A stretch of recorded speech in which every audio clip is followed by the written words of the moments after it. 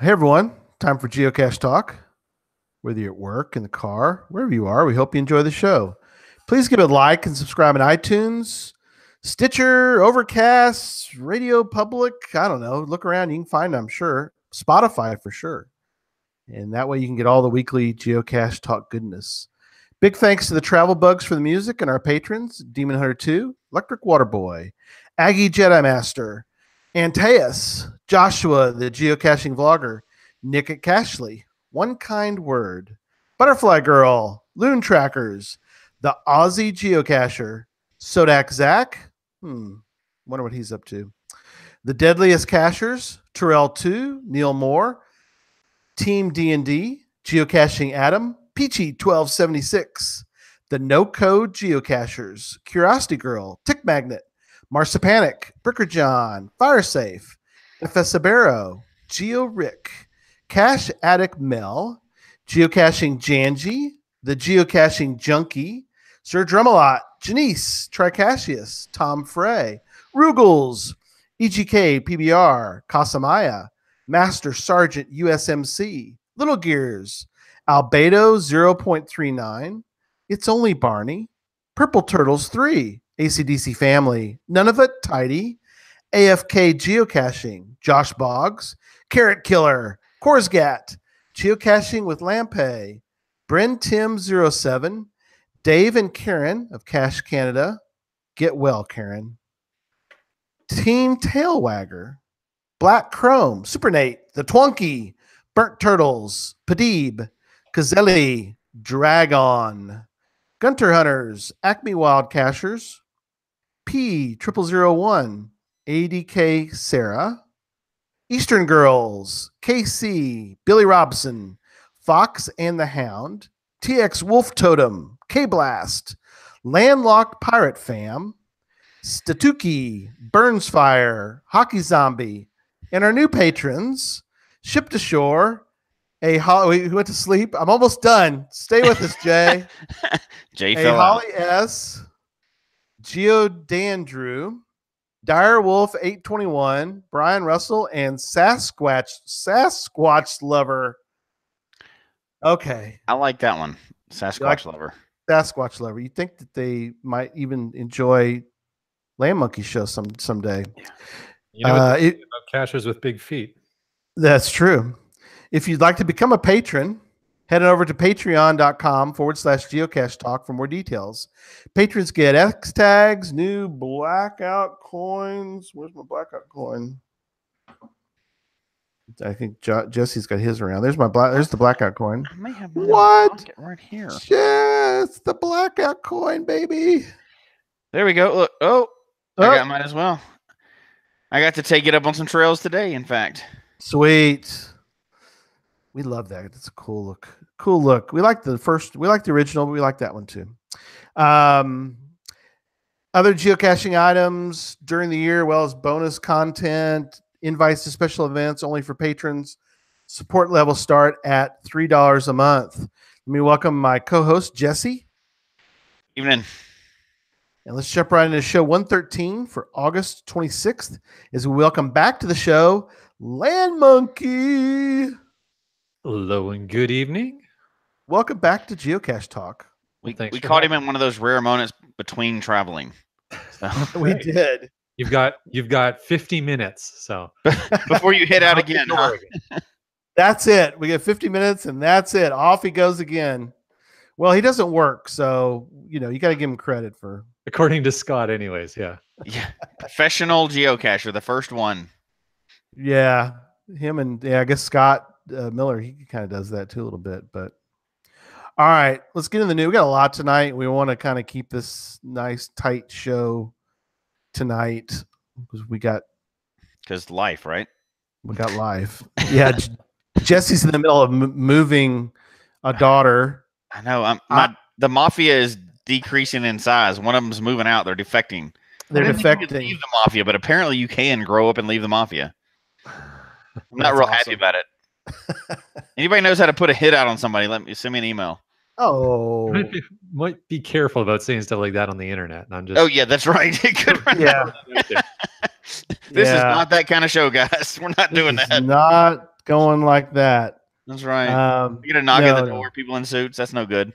No, we don't want that. No. We love Haley. She's great. Yeah, but she's growing up, which is wrong. Leaving the nest. Yeah, they do. Yeah. Well, yours are. How old are your kids, Jay? 20 and almost 19. Yeah. Okay. Yeah, I knew they were. They've left the nest. Well, in spirit. Sorta. In spirit. Kinda. Okay, let's do some news, and as you know, Jay, just jump in and comment as we go. So, Geocache Talk Stash. We are up to tonight. We're releasing Clue 4-1.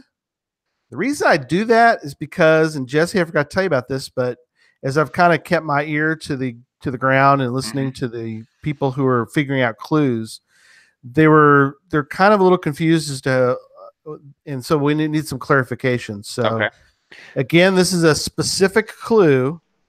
And so we got our man at the cache. Check it in. You must be finding some caches tonight. There's Zach. He's sideways though, so you're gonna have to fix yourself. Let me quickly rotate. There you go. You know, he may actually be sideways in the room, though. You never know. He could possibly be. He could be hanging off something. I'm getting that the ISS cache, the space station cache. Right. There you go. Sideways.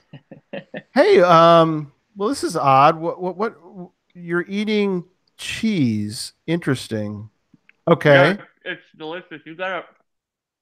I just had a DNF earlier today, and I needed some nutrition to get back out there tonight to keep my streak alive. We were kind of wondering why you were joining from your living room eating cheese, and you got a beer? Yeah, it's a Leinenkugels here. Leinenkugels. I actually like Leinenkugels. Jay, you were gonna say something? I was gonna say when Zach feels like he's running low on energy and needs to get a boost, it's beer and cheese. Yep. That's impressive. That's pretty Canadian, actually. Yeah. Is it? Oh, there you go. Sort of poutine-like, right? Just a little Canadian bacon in there as well. Yeah. You got some protein. Huh? Cheese and Leinenkugels is. I like Leinenkugels. I've had that before. I'm not sure where that's made. We'll have to. Somebody would have to kind of look for that, I guess. But yeah, you can kind of get it anywhere. I think it's delicious. It's the summer shandy that I'm drinking, and that's it's the end of summer here, so I gotta polish off the rest of my summer shandies and get ready for your for the fall ales. Yeah, get those ciders and everything coming this fall. Well, while you're on eating beer or drinking beer and eating cheese, let me ask you. I'm eating. It's old. I'm eating beer and drinking cheese. Yeah. So we're going to talk to Jay here in a minute about his time in Iceland. Tell us real quickly about your memories of geocaching in Iceland. Wow. I mean, Iceland, and I'm sure LANMonkey will agree. It's a trip that everyone should take. It's also a surprisingly budget-friendly trip you can take. They've kind of embraced that they're a stopover city, so flights there are really, really cheap compared to going to anywhere else in Europe. Wow. Actually, not only have I been there when I first started geocaching, some of my first caches were some earth caches at like Gullfoss and up in Reykjavik there. Just some awesome caches. And the size of the waterfalls there, like you can't even fathom being from the United States. They are huge. And just it's a really rugged beauty, and I really enjoyed my time there, so much so that actually it's the front runner for Maggie's and my honeymoon next summer. Oh, so very cool. I may be going back to there. Oh, that'd be awesome. Yeah, and just to put into perspective for listeners at how cheap it can be, we were looking, you look at like Ireland or London. The tickets we were looking at for there were anywhere between $900 to $1,200 or $1,300 for our round trip from where I'm at. To go to Iceland and back though is $460. Oh wow, half. Oh my gosh. Yeah, the airfares are very reasonable. The counter to that though is that it is expensive to eat there. Yes. Yeah. Eating. Yes. Mm-hmm. But There's always a yeah, trade-off, right? Yeah. yeah, I would much rather trade off the expensive food for the airfare though, because if I can just get there, I can survive for a few days on minimal food. Right. Well, apparently some cheese and some beer. Yeah. Right. The things I do for this show. I tell you, the things we ask. Mm-hmm. Well, you know what? Eating cheese on the show is utterly ridiculous. Oh my, that's it. That's I'm kicking you out. I'm kicking you out. Say goodbye. Dude, no. Wow, you weren't kidding. He's out. He's out of there. We kick him out. one pun per show. Cheese on the show. Okay. So no puns tonight. No, I'm kidding.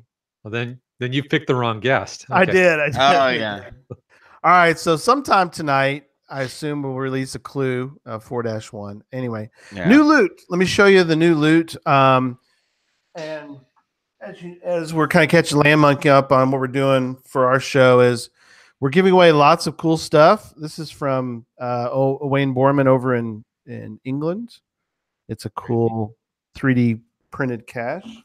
I've got. Assume the bottom twists off. That's how it. It does. This is a cool. You put like an O-ring on there to keep the water out. See, yeah, there's an O-ring on it, and it's also one of those. It's a puzzle in. So. Oh, that's very cool. That's very cool. Isn't that cool? Yes. So, got that. We've got books. Here's a book by Janji, the Geocaching Janji. We got coins from Cashly. We've got all sorts of cool stuff it's already in the treasure chest. I thought of a new rule for the game though. Okay. We set a date, and if nobody finds it by then, we get to keep all that cool crap. Keep all the stuff. I know. We'll just split it, and oh my gosh, there's a lot of cool stuff in there. There is. It's growing every week, and this is also being included now into the loot is the Treasure X. What do they call these things? It's one of the packages with the where you excavate out and see what you win. Yes. Yeah, it's a Treasure X. I don't know if you watched Daryl before did a couple periscopes on it, but yeah, and it's got the instructions about what you do. It's got the whole Joshua the map. I don't know if you saw it. Joshua just did a video on it this week. He did his too. So. Opening his. So that's now magically, one of those physics things that we don't understand. This is currently sitting out there somewhere in the lower 48, waiting to be found, even though it's right here at the moment. It's not.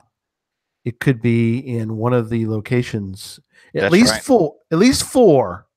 We haven't released anything else in that. People are guessing 6 and 8. We haven't told, and we're not going to. You just get to figure it out on your own. So anyway, all right. That's enough about that. All clues are available anytime to find, as well as the first 2 general clues, and then the last clues have all been specific to their locations. So, all right, moving on. Discover the Forest trackable promotion. Did Jay, you hear about this one? I did. Yep. I saw that when that first came out and gave it a monkey big thumbs up. And even though it's only available in the US, I didn't, I'm letting that go because that is not a decision of geocaching.com when that stuff happens. And this is by the US Forest Service, so it makes sense that it would be targeted towards the US. Right. As a big user of the US Forest System, when we go on our geocaching adventures, I think it's great to promote it and get more of you folks understanding how your forest system works and get out there and enjoy it and take good care of it. So, I happen to might be able to get my hands on one of those. If you can get your hands on some Kinder eggs, we may be able to do some illegal over-the-border trades here. I'm just going to throw something out there for you. Doing a little. We can't get certain things that Canadians can get. So, right, little geocaching contraband. That's right. Super dangerous Kinder eggs that are. I know. I mean, because I almost died when I ate mine. So. You just pop the whole thing in your mouth and go away. I just forgot about the toy and just swallowed it all whole. Dang. And we can't get Timbits down here, so I guess we can. Depends on what part of the. Depends what state you're in. Yeah. Yeah. There actually are some Tim Hortons in the U.S. There are a few. That's just not the same, though, right? You're supposed to get it when you go to Canada. That's the way. Well, Jesse, when you came up and visited us in Vancouver, did you get some Timbits? Oh, well, no, we had donuts and we had some other random things, I think, but I don't think we got Timbits. All right. Well, I have to come back. You gotta make a trip back up. Well, I'll be there for sure because I know I'm going back to Seattle for 2020, and we've hinted about. Yeah, all of it. We have to. There's got to be something happening. I don't know what's happening behind the scenes, but and I'm not going to go up that far and not jump over the border again, right? So we'll go cash. Oh yeah. Oh heck yeah. That would be our plan too. We're thinking, like you're thinking. I think, Jay, are you thinking? 2020, we're going to be up there for. There's got to be something, right? I mean, it's the 20th anniversary of geocaching. That would be a huge fail if there's not. So who knows? I don't know what's going to go on, but you got to figure HQ is going to be planning something. For me, I'm thinking if they don't, I don't see a new icon. Bring the block party back for an anniversary, once every 5 years. Then it's extremely rare and awesome, and you can go get it. There's only the one time you can get it, and that'd be great. So. Lost and Found cache. You could bring that back. It was a 10-year. You could just just use the same icon. I don't know. Just thought. Zach's in the chat room. He said, "Why did you kick him off?" It was done. I heard it. We were done watching him eat beer and drink cheese. We were done. That's right. So, all right. So we rabbit trailed there talking about the Discover the Forest track. Yeah. So we're looking. Yep. Okay. Yep. Very cool. Virtual rewards. Yes. Virtual rewards. So it's done. All of them have to be submitted now. So if you had one and you didn't submit it, you let everybody down. But anyway, we'll move on from that. No, so the 24th, they had to all be submitted. So there's probably several in the queue now, I think, for reviewers to go through because they have to send them into headquarters. Headquarters has to approve every single one of these. But we're only at 2554. There's probably not 400 something in the queue. There could be, but we doubt it, right? So we probably didn't make our 3,000, so we fell short of my prediction. But 2,500, that's some, I guess, right? And the interesting thing is that I know we'll never know, but I'd really like the algorithm to leak out. I won't call him or her out, but I was talking to one of the patrons this week, and they're like, I just went and got a new virtual, and they kind of sent me the information of who got it. Mm-hmm. It didn't appear to be a reviewer. It didn't appear to be somebody that found more than I don't know. They had 15 caches or something. Oh God, I don't know. I was looking at it. I was trying to figure out how did they get. Right. I don't know. I really don't know. Figure it out, Jesse. You're gonna have to let that one go, buddy. Yeah, I know. But wouldn't you love to know what that algorithm was? Was it 12-sided dice or what was going on with that? My understanding, and I'm not going to reveal my source, but I have heard it from a completely unreliable source that they had a gymnasium that was all marked off with masking tape and the name of every geocacher in the world put into one of the squares. And then they took a chicken with a felt pin around its neck and let it loose. I heard that same report. It got to be true. I did too. That's confirmed then. That's accurate. We confirmed on this show. All right, webcam watch. Well, before we move on, Scott in the chat room did say, we at least got 2,500 of them. That's true. We got 2,500 new virtuals, so that's a good point. I agree. Cool. I call them history caches, but they want to call them virtuals. Whatever. We'll move on from that. Mm-hmm. But they can get it wrong if they want to. So webcam watch, we are at 109 in the US, 266 worldwide. The one that's currently disabled in the US that could come back is one actually in our state. It's in Colorado, yeah, it's in Boulder. So they're trying to work on that and keep it alive. So I give them credit for that. They didn't just automatically get rid of it, right? They're giving the owner time to bring it back, and it came back for a little while, then went down again. So hopefully that one will stay, and we won't get below 110. I really, I really don't want to get under 100. That's too sad. That's gonna happen one day. Yeah. One day it'll be gone, and people are gonna be like, "What's a webcam cache? What are they talking about?" Yeah, that's that thing like the lost and found thing, like they used to have them, or what was the other one? Well, the locationless caches. Locationless, yeah. I'm not experienced enough to have found one of those, unfortunately. So almost did. Do you remember the guy? And Jay, you might remember this. There was a guy who had a cane. Okay, so hold on a sec. You're talking about a traveling cache, which is different than a location. Yeah, that's not a locationless cache. That's a traveling cache. Yeah. Yeah. Okay. I found some of those. I actually found that one. Did you find the big cane? Yeah. Big staff. Okay. It showed up at a mega event once, but not one of the true locationless caches. Those are the waymarking. Went to waymarking. Yeah. Locations Yeah. went to, correct.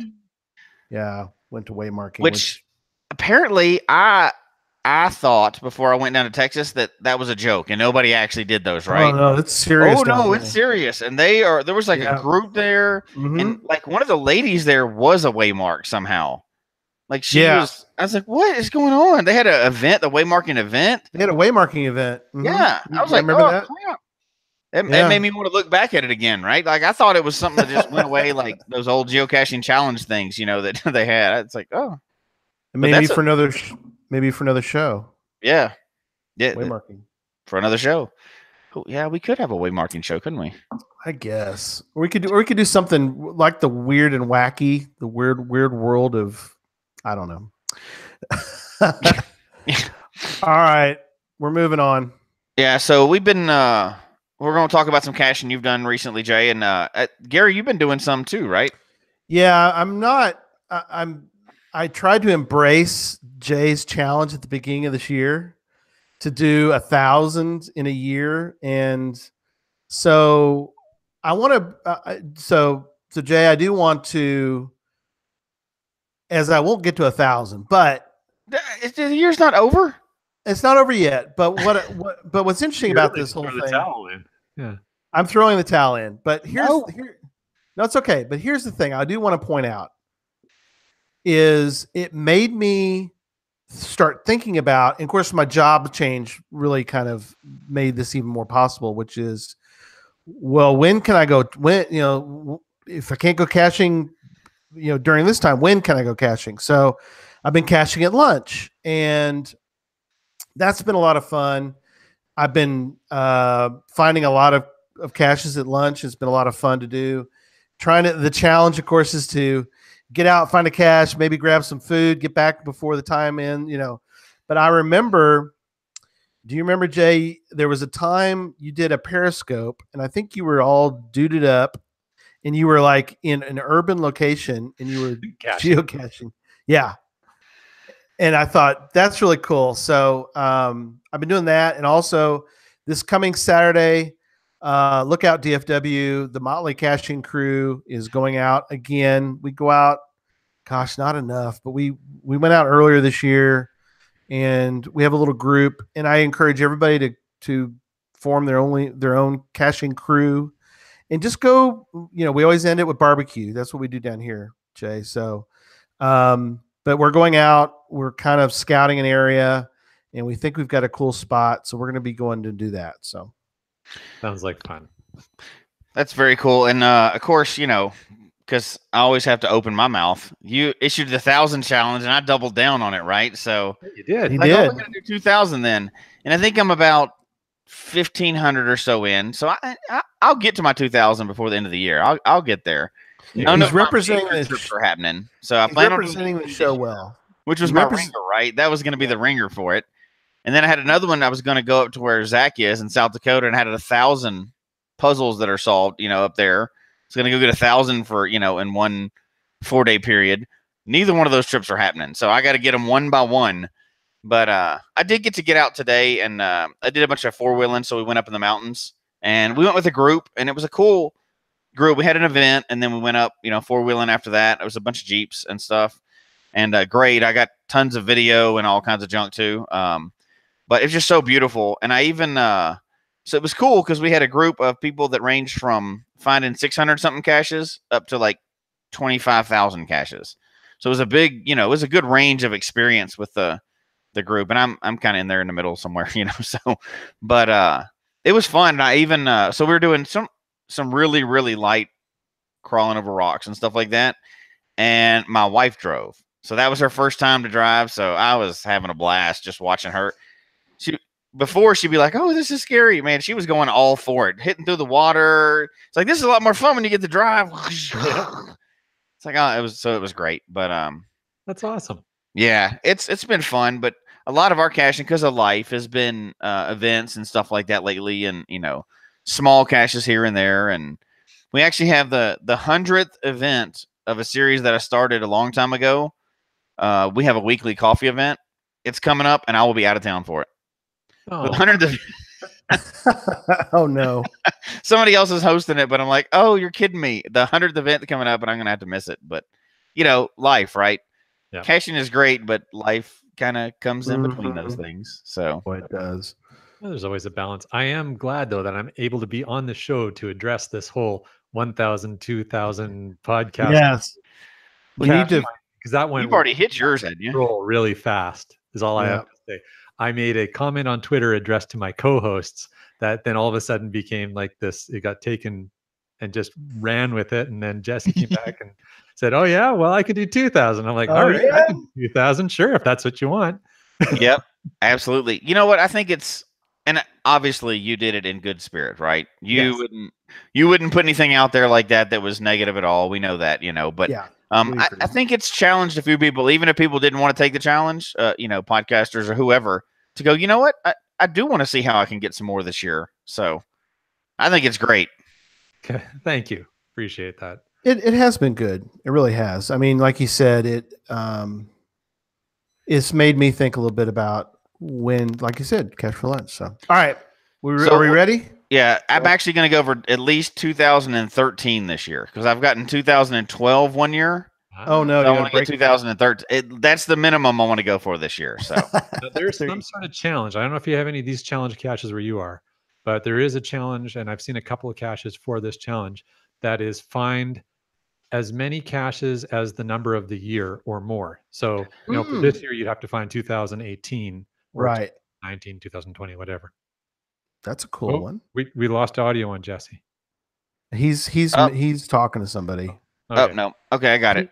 He muted himself. So I need to go over 2018 this year is what you're telling me. Yeah. And then go search for a challenge cache. Yeah, but then if you find that, even if you find that challenge cache like 5 years from now, you've qualified for it, right? Yeah. So I guess I need to go up by one every year and to get 2019 next year. And you don't have to, but you could. I probably can't, but it's all right. Into the show we go. All right. Oh yeah, we're doing a show tonight. I forgot. Yeah, we are. We're moving on. Somebody wants to do the news and just be done. No, kidding. That's right. All right. So I forget how. I think you mentioned this to me, Jay, when we were at Gigastock, that you were headed. I think you told me you were going to Iceland. I think. Yep. And I was like, oh wow, and yeah, we talked about this. We're like, we'll have to have you on the show to talk about it. And then you did this. I didn't realize how big this was until you were there, and then it was like, oh, we're moving on. We're going to Norway. I'm like, Norway? This is awesome. Oh, well, we're headed to Sweden. It's like, oh my goodness, where is this dude and his wife going? And you were with the Land Sharks, right? We were, yeah. So it was an organized adventure that the Land Sharks they have they've done this a few times now, and they actually have a really good system for putting this together and work with a travel agent. And we had by the time we were hitting the majority of the countries, there were 72 geocachers altogether. That's cool. Going out on these adventures together, and it was a really nice, well-planned mix of geocaching balanced with actually experiencing the culture and the history of these locations we were going to. So it wasn't just Cool. we're going to this country and we're going to get some geocaches and we're going to sleep, then we're going to go to the next country. It was, in fact, there probably wasn't a ton of sleep involved for this trip, but it was Sleep when you get home. We always say. It was, we're going to this country, we're going to see these key things, and there's geocaches there. So that was That's awesome. that was a lot of fun. And yeah, we hit a lot of places, as you said. Started off in Iceland. Then, Yeah. Oh, sorry. No, I was gonna say run through the list, I guess, and let's come back to Iceland and let's go through each country and kind of get a feel for everybody what it was like. So Sure. Go ahead and go through the whole trip first. You're right. Keep going. Yeah. So the itinerary was Iceland. Then we went to Oslo, Norway for a couple of days, then Stockholm, Sweden for a couple of days. And then at that point, we actually transferred onto a cruise ship.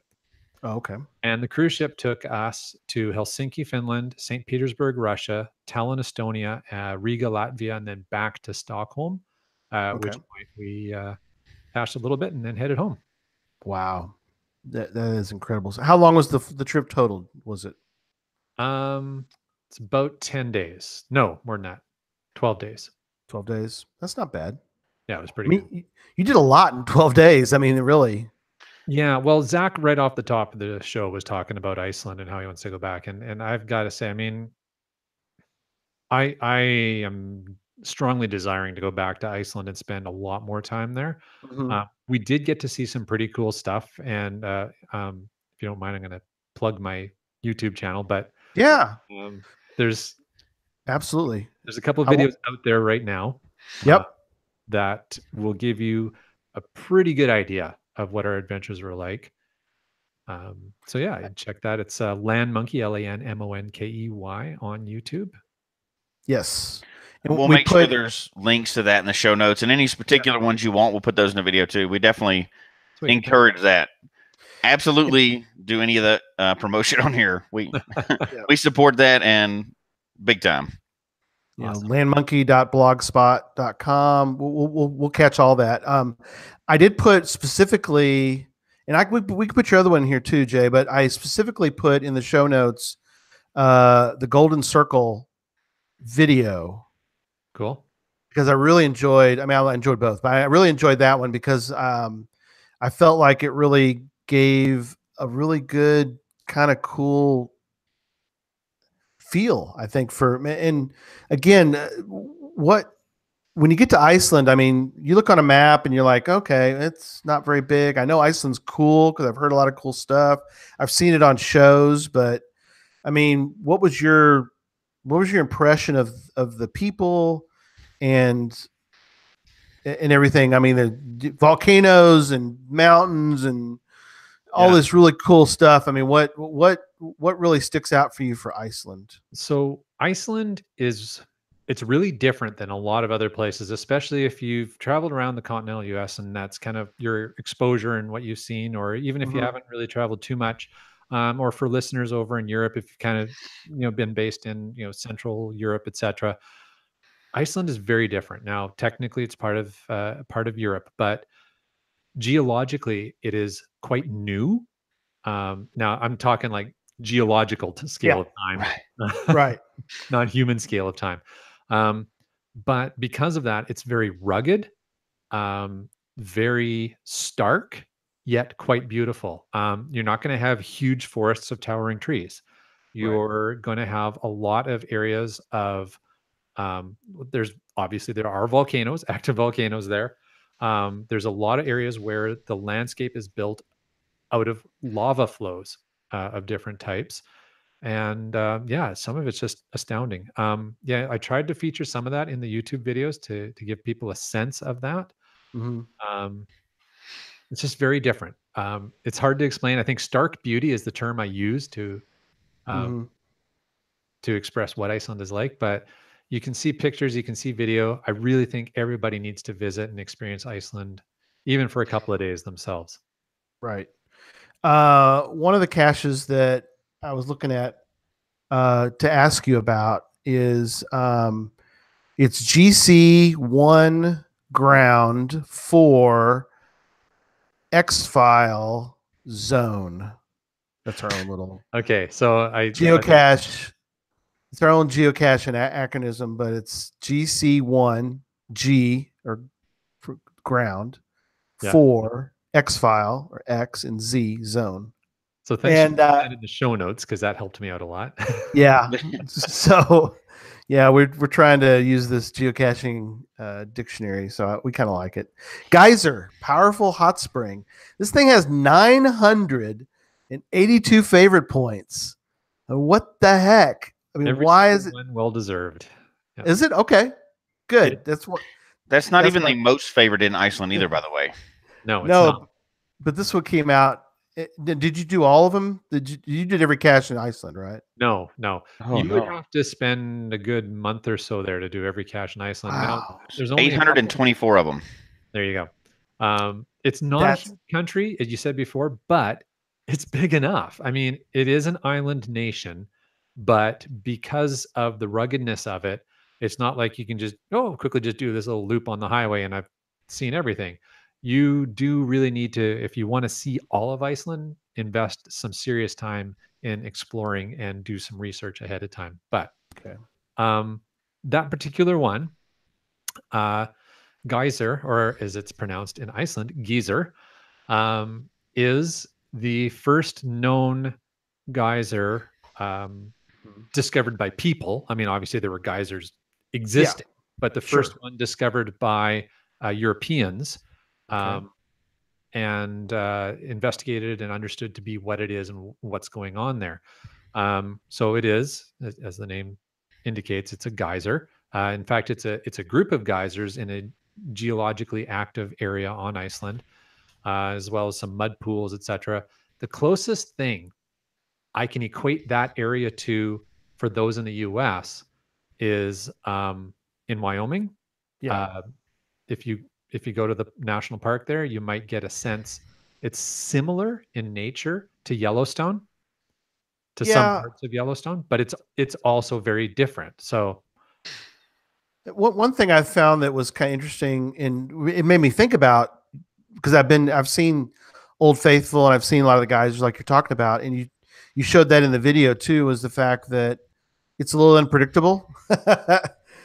It doesn't seem to go off in a real regular fashion. It kind of just it spouts off whenever it kind of wants to. Actually, the main one there is relatively predictable. It goes off, That's good. yeah, about within an 8-minute period. Generally, it spouts off. So I spout off a lot more frequently than that, though. So. All right. What else? What else with an Iceland? And we're gonna do some more traveling. We're gonna move over to Stockholm. But give some final thoughts on Iceland. Iceland. The other thing that Iceland is famous for is the Blue Lagoon. And so in my first video, if you go and check out the two that I have released so far, and there's of course more and more coming, but the first two are on Iceland. Video number 1 features the Blue Lagoon, which is quite a fascinating place. There's a couple of earth caches and a traditional there, but it's a spa. So you can go there and not pay and see it, and you technically could complete both earth caches without having to pay any money, but you'd miss out on the experience of actually getting into and enjoying the spa experience of the Blue Lagoon. And if you're kind of curious, like, I don't know, what are you even talking about? Again, take a look at the video. I encourage people to watch it. I try and be very immersive in what that experience was like in that video. There's a couple people in the chat room. They brought that same one up, the Blue Lagoon, that have been. Yes, it's so yeah, like I said, it's basically a large lagoon. It's a large pool that looks like it's naturally occurring. The deal with it is quite interesting, that it was accidentally man-made, and then they realized the properties of the water in there and turned it into a spa. Wow. Okay, so let's move over now to next stop was Oslo. Oslo, Norway. Yes. Oslo, Norway. Very cool. One of my favorite cities from the tour, and the reason for that is it's a very clean city. It's beautiful, very very artsy. There's been a lot of investment in public art in Oslo, which makes it super enjoyable. So, I would, if you want to get somewhere and just sort of really feel that Northern European, the Scandinavian vibe, and just really have we talked earlier about the people. You had asked me about the people. Yeah, right. And I found the people in Oslo very similar to people in Iceland in the sense that just a very laid back, welcoming, non-American. If they're laid back. Dude, you said it, not me. Hey, I am really tired of non-laid back Americans. I've had it up to here. You people gotta calm down. Oh my gosh. Go ahead, Jay. No worries. Anyways, Oslo has, and Oslo is really about the artsiness. Like I said, there's a lot of outdoor sculpture and fountains and murals, and just take the time if you're going to visit there and just kind of soak in that part of the culture. And a lot of the geocaches will take you to places that you can get into that. So the next video coming out, so episode 3 of season 1, hopefully it'll get released next week. Editing takes a while. I'm trying to do something a little bit different with my new seasons of vlogs. I've been doing vlogs for a while, about 4 or 5 years. Yeah. And I kind of got tired of doing the same thing. So I've tried to really make them like a short television program. It's like watching the Discovery Channel. Mm-hmm. It's kind of I've really enjoyed the first 2, been great. Oh, thanks, man. Yeah.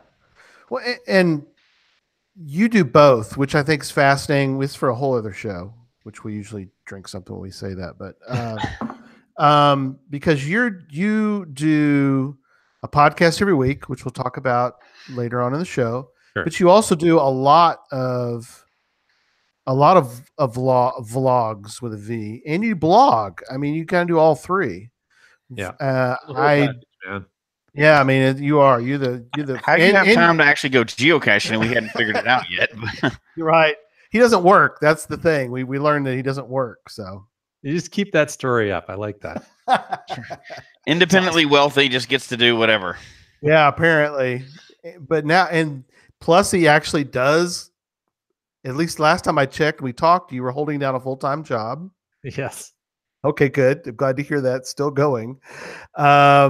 So anyway, okay, back to Oslo is another town. We have Norwegian patrons, and we appreciate everybody. Obviously, we have, but it's interesting to hear sometimes about their stories and keeping up with them a little bit on Twitter and different things, and seeing, Oslo and Norway.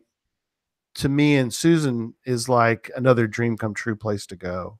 Yeah. I really wish I had had more time to get out of the big cities in the Scandinavian area and get out, because it felt to me quite a bit like northeastern British Columbia. Just sort of the whole feel of it. Because we did get out a little bit in Finland. We got out of the city, and then I'll get into that story when we get to there. But the reason we didn't actually spend much time in the city. Wow. But that would have been Helsinki. But we did get out and we got sun gear in Helsinki. In Finland, yeah. In Finland, yeah. Which we'll get to in a minute. Yeah, it's sort of the Jasmer cache there. But yeah. Oh, cool. Sweden and Finland. And Norway. I mean, people tend to blur them together in their minds, and they definitely have distinct culture in each of those countries. And if you spend some time, you can really start to appreciate the differences as well as the similarities. But geography wise, there's definitely some similarities, and it just kind of felt like home, being from northern, northwest here. Yeah. I did not realize till we had on a guest a little while back she was from Finland, and the fact that really Norway and Sweden is really different. Finland, and something that even just now comment on, is her accent was very much sounded more Russian than that's more Nordic versus Scandinavian. And I think for us that don't live there, we kind of forget that they're completely separate places and yeah, each of the three of them are. And I mean, that's one of the things that I try and do myself and encourage others when they're thinking about planning a trip like that. And it's really making the most of being in those places. And obviously you want to get some geocaches, right? You want the souvenir for the country. Sure. There might be a special, like maybe there's a webcam there that you really want to get since they're all disappearing, or virtual or whatever. Jasmine. Jasmine you mentioned, yeah. But also just invest some time in learning about the place you're visiting and understand how their culture is different than other places, because it's just so fascinating to broaden your mind and learn about those things. Well, that is so true. I agree completely. I mean, just to me, and like in Jesse, I think you and Christy kind of have similar thought on this, and the fact that if you're going to go somewhere, obviously you're going to geocache, but you're going to be there. You want to enjoy, the time that you are there. I mean, enjoy it for all aspects. I mean, I think I actually know a couple people who they raced to Gigastock, they got the icon, they raced out, and I don't think they really. It's different. People experience it differently. Well, you're absolutely right, and I think you're missing out on too much. Our family, and of course we all cache as a family, right? I mean, that's obvious. We're on a show, right? But we're not cachers first. We're travelers first, without a doubt. Caching is something we found to do while we're traveling. Now, we love geocaching. It's something we do as a family or whatever, but if geocaching goes away for some reason, we're still going to be traveling, and we'll still be traveling along through, and that was instilled in me by my dad and my mom growing up. And, that to us that's just as much a part of education and raising our children is traveling as school and all the studies. And, we make them read all the time and do all that other stuff. But traveling is just as much of that. You don't really experience other cultures and everything else and meet people. And you don't do that through a book. You don't do that through a class or a lecture or whatever. You have to really travel the world to do that. And that's to really get out of your little box. You have to do that. Now, it's great that we have a game that we get to do that automatically and have this connection. But traveling is, I can't imagine just going to a place and then getting whatever you need and then getting out of there. You're missing so much out of life like that, Absolutely. It's too much to miss doing that. Yeah. Speaking of going really fast, I could tell you had like a love-hate for this trip. I think the fact that, mostly love, but you only got to be in certain places for a very short time. You're like, ooh, we're moving on, and we're moving. Stay with the group. Stay with the tour group. Yeah. And Jay's like, but I want to stay here. So and this show is the same way. We're moving on to Stockholm now. We left Iceland. We left Oslo. We're going to talk now about Stockholm. So we're on to Sweden, and we're moving on because we have a limited amount of time. So yeah, Stockholm again, another one of the just beautiful, beautiful cities.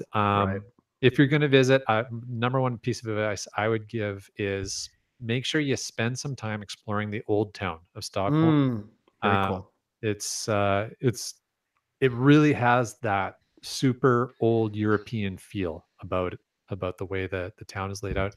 And enjoy the food and the beer while you're there. It's good stuff, man. Go ahead. You say you explored the old town. Did you for Stockholm, were you able to for that town in particular, is it a walking, some cities are very walking cities, others are not. Is that one pretty easy to get around in, or? So here's the thing. I mean, Mrs. Monkey and I are relatively fit. So we tend to do a lot of walking tours kind of on our own as well, though. If it is, reasonable, safe, and not under huge time constraints, we kind of like to just explore a place ourselves. So when we were in Iceland, Reykjavik, our organized group we were with, there was a tour bus that went and took people around the town of Reykjavik, but we chose to just spend that same amount of time walking it. Oh, cool. And felt like we saw different things and had a different perspective. Now, what you miss out on is the tour guide giving you some intel and info. But what we did in Oslo was a little bit different. We used the hop on, hop off tour buses that I think most major cities in the world have these. Right. And they're a little pricey, but you get in, put the earbuds in, and there is a tour guide telling you about things in the area, and you've got your interpretive map that you get, and you hop off and you go explore a place on your own and do a little bit of reading and figure things out. That's not for everybody, but it's totally for us. So in some of the cities, and including, so you had asked about Stockholm. Stockholm, we wandered around ourselves. The old city, it's big, and it's a full day to go and explore the old city, but Sure. it's time well invested. Cool. And I know you put a note in the notes about you Ubered to get a webcam. So what was that like? That was a lot of fun. So a couple of our friends, so Helen, Mrs. Landsharks, and another one of my friends, RCA 777. The four of us, we were sitting down and chatting, going, we really want to get this webcam before we leave Sweden. So it was the morning before we got on the cruise ship. And we're looking at it, and RCA 777 says, you know what? I'm going to order an Uber. We can Uber out. And I mean, this is... Yeah. I don't know about where you guys live, but here in the Metro Vancouver area, we're not legally allowed to have Ubers for some stupid reason. Wow. Seriously. Do you have Lyft? No Lyft?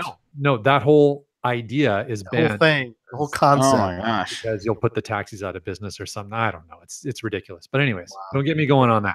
But anyways, but you did an Uber in Stockholm. But we did. And so this is hilarious, right? So the Uber picks us up, the dude picks us up, and we pile into his car, and he's driving us out of town. He's like, you guys are sure this is where you want to get dropped off, right? He's double checking where we're at. Because where we dropped off was a freeway overpass several kilometers outside of the city. Yeah, he thinks you're nuts at this point. And he's like, crazy Canadians. He pulls up and he parks. He says, this is the right spot. You guys are okay? We're like, yep, totally good. All right. Okay. And then we had a different Uber pick us up after we got the webcam photo and walked around a little bit. And he comes and she's picking us up and she's looking at us like, what are you guys doing out here? Right. So, good opportunity to explain webcam caching to somebody. Right. It is cool. Wow. Yeah. They're like, what in the world is going on here? It was pretty fun. These tourists are crazy. What's that one cache that it's in Sweden, I believe, that is the only cache that, or that's the only location that you have to get if you're going to get the Jasmer 4 times? Oh, so some of the folks on our trip did you get it? So, I did not go for that one. I chose to do, Mrs. Monkey and I chose to do a walk around the old city instead and picked up traditionals and earth caches and virtuals doing that, as opposed to going after that particular Jasmer cache, which, it's a personal choice. There was a number of people who decided they wanted to go out and get that. And I thought, yeah, good for them. But I wanted to invest the time more in the culture of the area. And absolutely. Not a criticism to everybody. They've got their own drives and their own motivations. So that was right. We had a finite amount of time and I had to make a choice, and that was my choice. Well, that's hard, right? You always have to make those decisions. What's your priority when you're in an area like that? Really, you can't do everything. But yeah. Speaking of time, yes, we're now moving on to Helsinki. Yes, Finland. So tell us how Helsinki was. This will be a quick one because shortly before we left on our trip, we found out that your fine president and Vladimir Putin were going to have a meeting in Helsinki the same day we were going to be visiting the city. So dang it, politicians, stay where you're supposed to be. Leave us alone. Stay out of our geocaching. That's Stand of right. our geocaching. Like, totally hosed over. But anyways, so we really didn't get to see the city of Helsinki much, but we saw I gotta say, land sharks and our tour guides and everybody were really super accommodating about it. Like, okay, you know what? And the 72 of us geocachers decided, you know what, we're going to make the best out of this. So we had the opportunity to actually get out and get another Jasmer cache, which is Sun Gear. I don't have the code off the top of my head, but we'll grab it and pull it in there. Sun Gear. But we went out and found that cache and had a great little hike in the woods. We posted some fun photos of the group of us with a couple of big Canadian flags. That's I've seen those. Those are cool. There you go. That was good on photos. Our Instagram. And then we visited some other interesting spots outside of the major part of the city. So you make the best out of it, and there wasn't much we could do about it. Would I have liked to have seen the city? Absolutely, but we had fun doing other stuff. So now at this point you're now cruising. That's right. That was the first stop on the cruise ship. Right. And then we forget that, at least I forget that you go from Helsinki to St. Petersburg, Russia, and you're like, but like I mentioned, we had a guest on from Finland, and she did kind of have a Russian sounding. She has a little bit of that accent. So you went from Helsinki to St. Petersburg, Russia. Yes. Which, how crazy oh my gosh, world we can say that. I mean, it was pretty awesome. So that's my new easternmost geocache in my stats. That's awesome. My northernmost is Iceland. Actually, speaking of geocache stats, I'll run through real quick. I completed Hidden Creatures when we were in Sweden. It was good timing for that thing to come out. Oh, it was. Our 14,000 milestone was in Iceland. Awesome. So after the trip, we ended up with 7 new country souvenirs and tons of amazing memories and photos and video. That's so awesome. With our new caching friends. Very cool.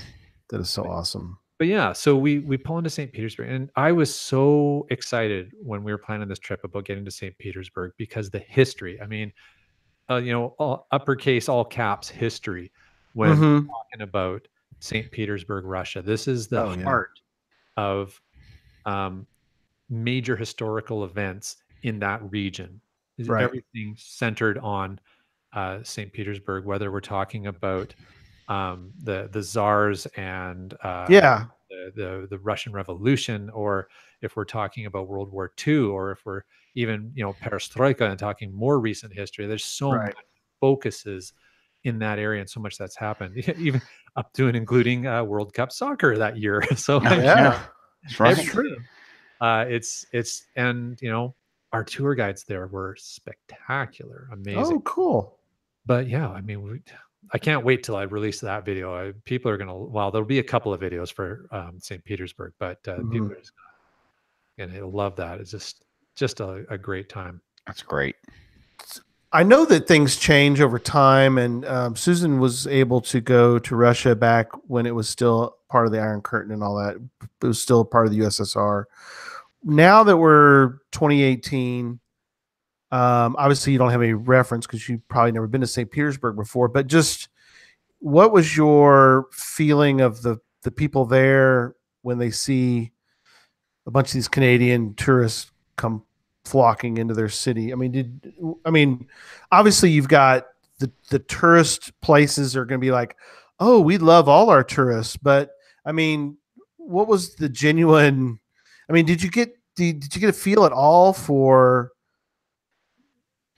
the life there and what they're thinking about as far as the people from different parts of the world coming to see them? Right. Yeah, a little bit. And a lot of that was because we had an amazing pair of tour guides. Now, also just to point out that there was actually almost an equal number of Canadians and Americans in our tour group. Oh, okay. So a real North American group there. Yeah, the Land Sharks do a really good job of that's cool of organizing things there. Right. But as you said, when you're touring places, you're going to tourist places, you're going into these restaurants, you're going into these various spots and sites that are kind of oriented to tourism. So Sure. the people you're interacting with aren't necessarily a fair representation of the average Russian. Um, that said, I invested some time in talking with our tour guides and starting to understand a little bit about the people and the culture, and what it's like to live in and around St. Petersburg, Russia. And Mhm. it's one of those things I think a lot of people say when they start to travel a fair bit. It's like, yeah, you know what? They're just like us. There's some differences, obviously, Sure. a very different sense of history and place in the world. But at the end of the day, it's about people who are living their lives day to day. If there was one thing I would say is really different about the Russian people that I learned versus my perception of North Americans, over here we tend to focus, and this is a generalization, but as North Americans, we tend to focus on tomorrow. It's okay, I got to do a bunch of stuff so that tomorrow I can. And what I noticed about the Russians is it's a lot about, I am going to make the most of today. This is what I'm going to do today. And I think a lot of that stems from, you know, life as a Russian over the last couple hundred years. Right. And it was a perceptible philosophical change in life. Wow. Well, that's good. Yeah, that's very cool. Well, I noticed that John Paul Barr is in the chat room. It's got to be, Hey, what JP. time is it there? What time is it there, John Paul? It's got like 6 a.m. in the morning. No, it's wow. He'll tell us in a second. But so let's talk about Tallinn, Estonia, because we've got somebody in the chat room who actually lives in Estonia, and you got to spend a little time chatting with John Paul. It's 5 a.m. there. He said, by the way. There you go. It was an absolute pleasure to meet John Paul. Daniel Close is like, it's 3 a.m. here. Oh my gosh, that is tough.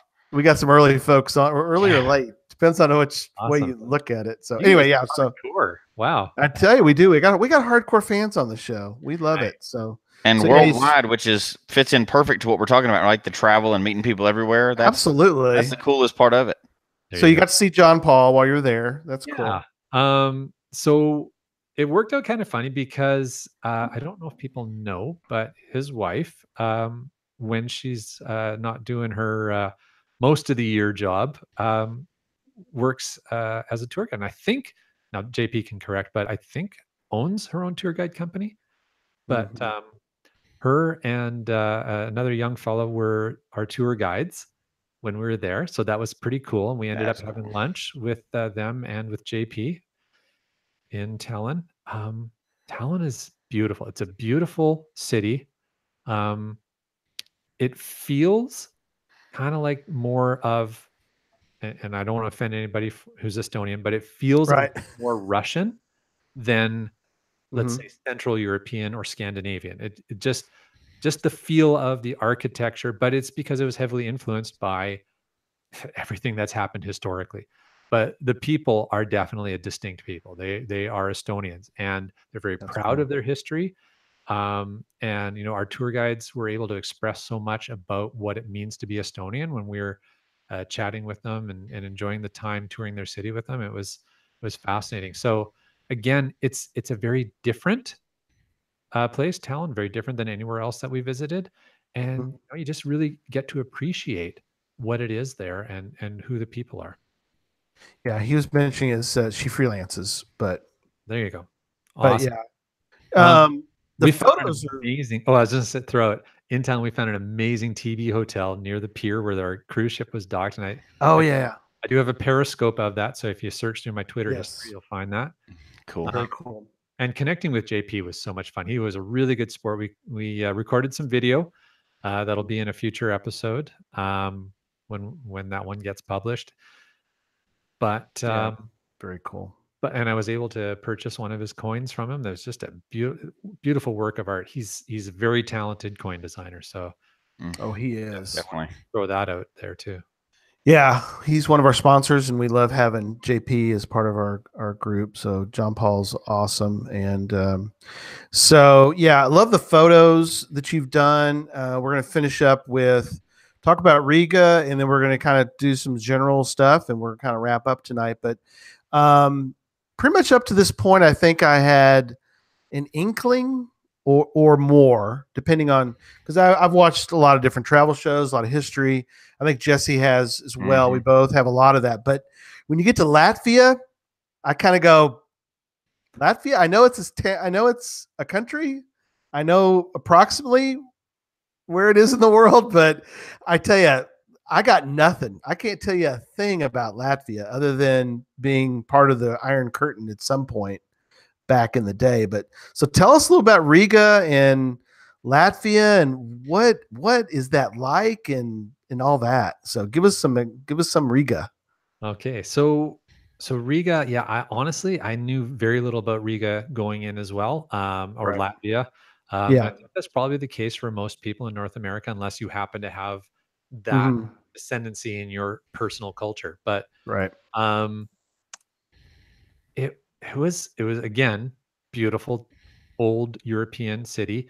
We spent a lot of time walking the streets and just checking out the architecture. And I think one of the things that really fascinated me about Riga is that they've, as you mentioned, they were part of the Iron Curtain, and they've kept alive this artistic and architectural dichotomy of the influence, the postmodern influence of Right. Stalinist and Iron Curtain Russia versus the rest of the older parts of the city, which are, if I was to throw, and again, I don't want to offend anybody from these countries. I'm so Canadian, but um, You don't offend anybody. It's very I'll Canadian. start with I'm sorry. But the the feel to me was very Germanic. It had this very it felt like, and now my background here is that I have German lineage and I've spent a fair bit of time in Germany. So that's Right. kind of my reference point. But Sure. out of all the other places we visited on this tour, that's the one. Riga was the place that felt to me the most like being back in Germany. So um, it, and again, the language differentiation in these different countries was also quite interesting. You already mentioned the difference between the Finns and the Mhm. Norwegian, Right. and I would say also the difference between the Russians and Estonians and Estonians and the Latvians. Latvians. There's a Mhm. very definite, distinct difference in the languages as you go through. But yeah, Riga, just a really beautiful, interesting town. And the downtown square, interestingly, is a UNESCO World Heritage Site. So Oh, very cool. that's quite fascinating as well. Is there a souvenir for that one? For Um, Latvia? yeah, yep. Okay. There was one for every country I visited. Okay, good. Yeah, that is good. Very Go cool. ahead, I want to Jesse. go on. I want to go on this trip. I want to go to all these places for sure. I know. Don't. Me too, man. What a great trip. Gonna hook up with those land sharks. They keep you in touch with I Yeah. may just have to. There you go. Cash. You did obviously did some traditionals. Did you find anything odd that you would go, wow, I never would have done that kind of container? Or where are the containers? Are we? I mean, I think are we looking at basically the same kind of items for the most part around the world? I mean, pill type containers, Yeah, it felt Altoid type containers, or was there something like you're like, huh, that's weird? um only in the situations where it would be the container would be for some sort of regional product and it's been Well, reused. yeah, But sure. preforms and lock and locks and bison tubes, generally speaking, the containers are similar to what you would find here. But because most of our caching was in urban areas, it's urban hides, and Yeah. urban hides tend to have to be a little more creative. So there were some things that were a little different than um, but I don't know, nothing that was earth-shatteringly different to me. Like, holy crap, I never would have found Right. that as it was hidden in this really weird way that they only hide in Estonia or something like that, right? So, um, a lot of creativity in the caches and just a lot of history, right? And I guess that's the one thing is that you're looking for caches in some of these urban hides in places that's like this huge. One of them was in front of it was a magnetic uh, on a post between two flags. So that was kind of what was camoing it in front of this beautiful old cathedral, right? And you just kind of feel weird, like this is kind of weird, but that's European urban caching. So it's just different than over here. Did you guys do any did you use guys have any events in any of these foreign countries? Yeah, not everyone, but in most of them, there was an event. Let's see, there was an event in Sweden. There was an event in Helsinki, near the cruise ship, so outside of the main part of the city. Both of them were put on by locals. Oh, that's cool. So y'all had somebody else do it. That's kind Pretty of, much all the events were put on by the locals and hosted by the locals, which was oh, nice. neat. That is cool. And of course, in Tallinn, JP hosted an event there, which was awesome. That is awesome. Very cool. Jesse, what do you got? Anything? I'm just jealous. I know.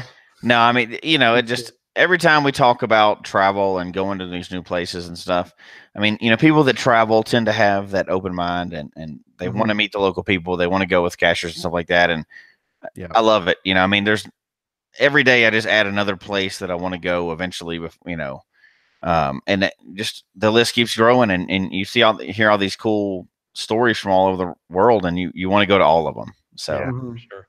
Well, and I think you did it right. And, there's definitely that temptation to go and cache the whole time, but I don't think that's the most important. I think the travel is, yes, you're going to cache and you got amazing, you got new souvenirs, you hit milestones and everything else, but you did that and still enjoyed all the area. And I think that's very important. Absolutely. No, I appreciate that, Jesse. Maybe some quick tips I can throw out as well. Yeah, let's do that. It's good timing for that. Because I know you're running long, so no, you're good. Try and help move along. We run long on this show. That's the way we do things. It happens. Okay. We're okay with that. All right. One of the trickiest things for this particular trip to plan was clothing. Believe it or not. Iceland versus the rest of Europe is a very different climate. You're north of north of 50 degrees, north of 60 degrees. No, you're not north of 60, but you're way up there. In latitude, and so you've got to be aware of what that's like. So we were there in July, but it was 9 degrees Celsius and overcast and raining when we were there. So you got to know that. So you got to plan for it, because then when we left Iceland and we landed in Oslo, it was like 34 Celsius and sunny. So you can't wear the same kind of clothes. Right. So you got to plan for that aspect. You also have to be aware, because we were going from cities where we were spending a couple of days in a hotel and touring around the city, and sometimes doing our own thing, sometimes doing a group thing, versus being on a cruise ship. There's some different kind of packing considerations and clothes considerations, and I know you've got other guests who've talked about cruising as well and all that, so I won't get into that detail.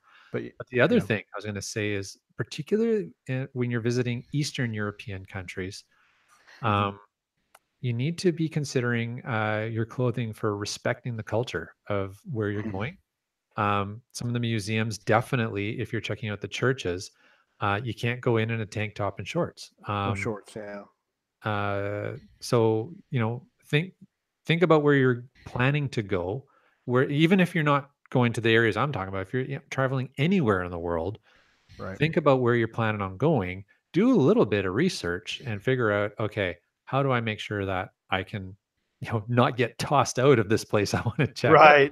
Or look incredibly awkward or just disrespectful too. Exactly.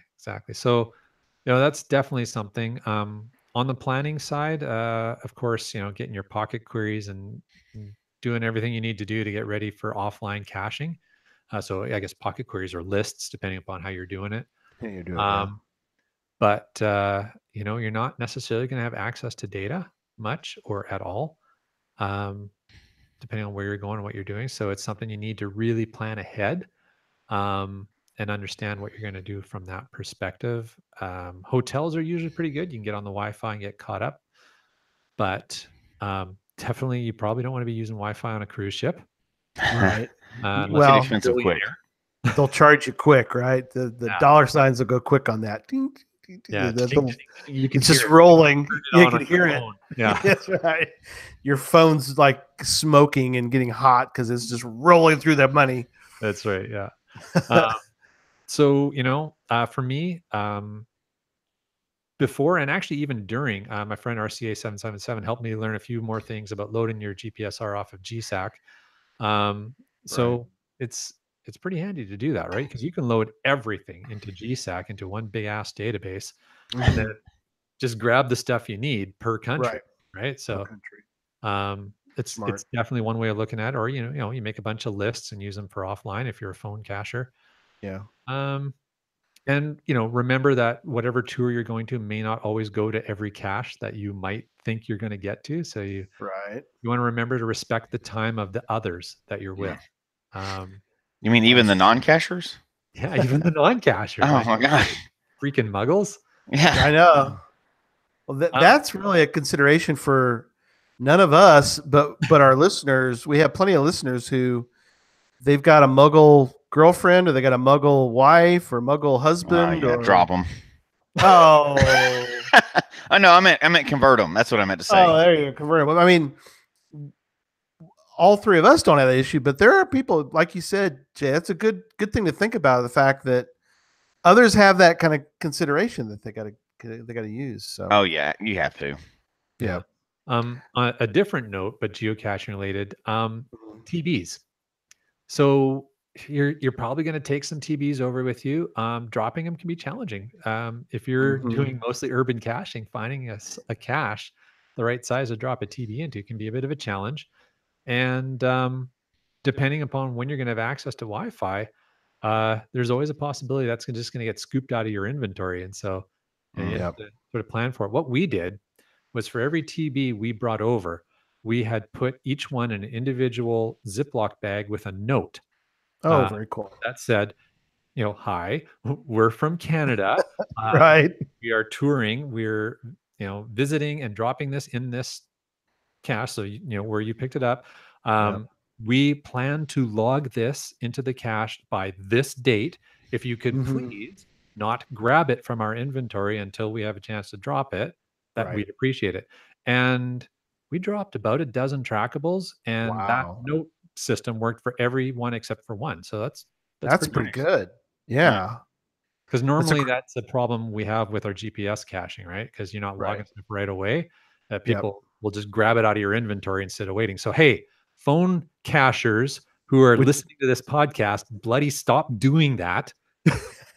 Exactly. If the trackable still in his inventory, send them a message and say, hey, this is still in your inventory. Can I grab it from you?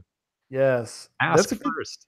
It's a good point, because there's maybe 1 or 2% still out in the world that use a GPSR, whatever those are. So yeah, good point. More than 2%, but yeah.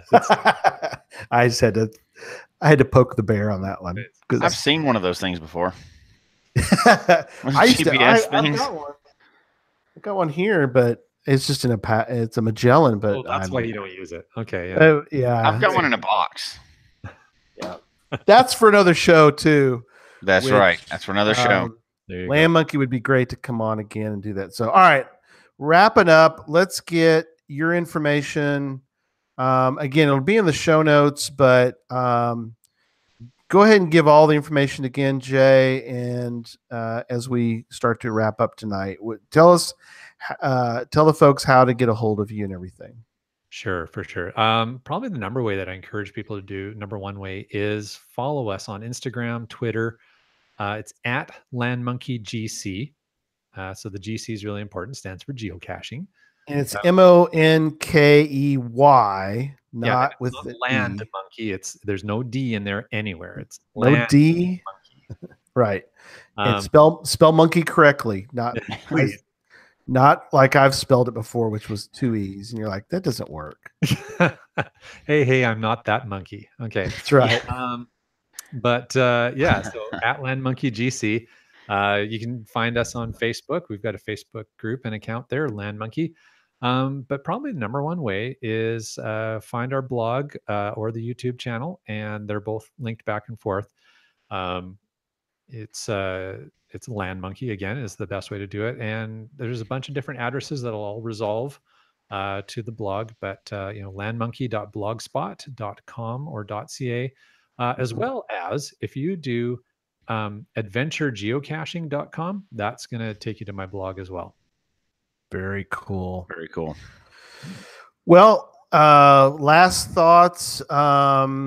Let's go last thoughts we'll start with Jesse, and then Jay will get last thoughts on this particular trip, and then I'll do upcoming shows and we'll wrap up at that point. So Jesse, last thought. What I would say is Jay's hit it perfectly tonight. That the travel is the most important thing, and he does it right, and you can really see that in the videos, and all those other places too, of course. But I think the videos are my favorite, right? Like we hit a lot of social media with all the geocache and everything else, and he does a good job of getting that out there. But I love the videos. I love the way you do the videos, and like you did this most recent ones you did, like season 1 episode. How you broke it up like that. That's great. I think that's perfect. And go watch the videos. We'll have the links in here, and I think I can't imagine that many of our people in this show, especially in the chat room or whatever, but at least in the chat room, but people listening to haven't stumbled across your videos yet. If they haven't, oh my gosh, go do it. That's perfect. The traveling you get to do, which we haven't figured out how you do that full time yet, but that traveling is perfect, and you'll get to see, even if you're not in a position where you get to go see those places, that is your goal in the future. So that's perfect. Go check out the YouTubes, and just great. I love watching them. So, and I got to meet you in person, and you're just as friendly in person as you are on the videos, which I was always worried about, right? But he is really that good of a guy, so I got to meet him in person. So it's great. Go watch him. Check out YouTube. Not that anybody gets on YouTube at all, right? But No. none of our people do, right? But that's perfect. Go check them out. So, all right, Jay, final thoughts on this this great trip you were on. So first of all, just thanks guys for having me on the podcast. It's a lot of fun to talk to you. I've had the pleasure of meeting both of you in person, which is fantastic. I know. Now we can say that. Yeah, I know, right? Really looking forward to you guys planning a trip up here. I'll take you out, show you the ropes. Yep. But with respect to the trip, honestly, I think Jesse summed up all the key points. Just really encourage people to follow our adventures. Each season, we're going to be showing you a different place and taking you different on different types of adventures. And really, it is about the adventure of geocaching is what we're all about, and making it fun. I like to say we're ordinary people having extraordinary adventures. So that's a great way to put it.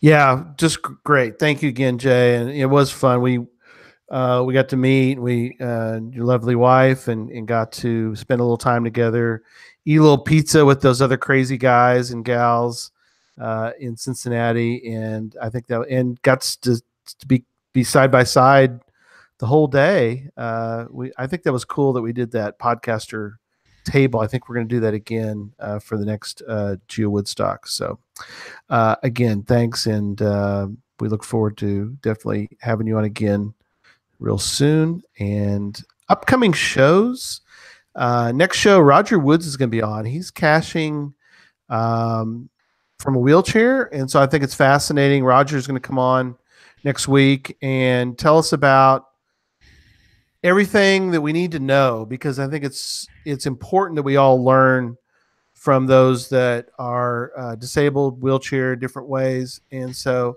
Roger's going to be able to give us a real important insight into that.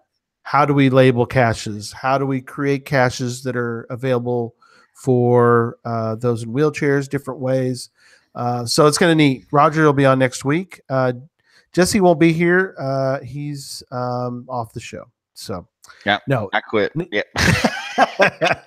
Jesse won't be here next I'm week. doing my own traveling, so that's great. He is. That's exactly on the show. Is that what happened? Yeah, I think that's it. That's right.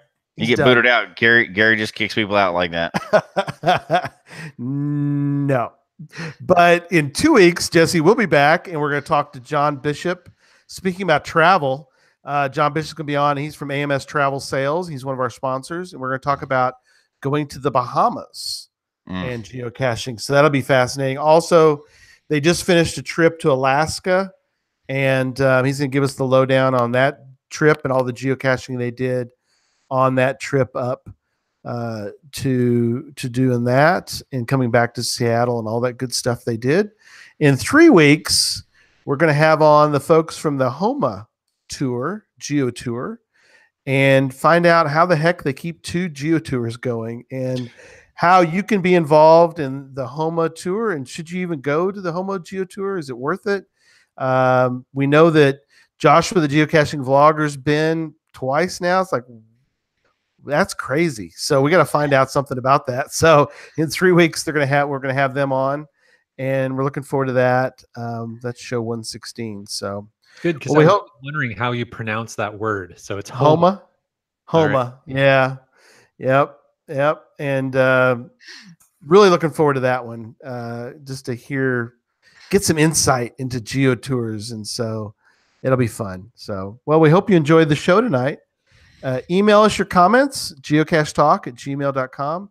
Don't forget to follow us on Twitter @geocachetalk. Mine's @Gary Slinkard, one word. We're on Instagram now quite a bit, Geocache Talk. Memphis Mafia, all one word. Go check out those on Instagram. Facebook is facebook.com/Geocache Talk. Show can be found on iTunes, Stitcher, TuneIn Radio, Google Play, as well as the Geocache Talk website. Don't forget to click on the subscribe button and ring that bell so that you can get notified and you can see and hear the show on a weekly basis and tell your friends about the show. And until next week, don't just talk about geocaching. Go book your next trip, maybe even to Iceland, and go geocaching and all those other places that Jay went. Maybe Scotland, maybe Sweden, maybe Norway. Go to all those places. So anyway, good night, everybody. Good night.